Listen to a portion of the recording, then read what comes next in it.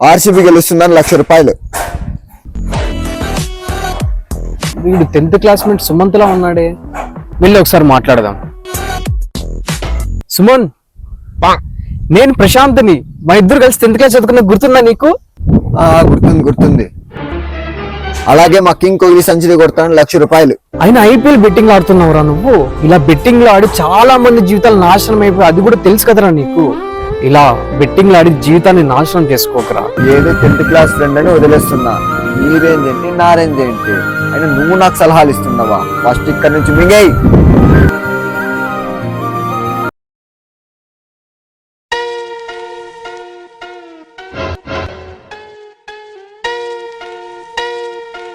ప్రశాంత్, నేను సుమంత్ని, చాలా ఆకలిగా ఉంది, తినడానికి డబ్బులు లేదు, ₹100 ఉంటే ఈ ప్రశాంత్.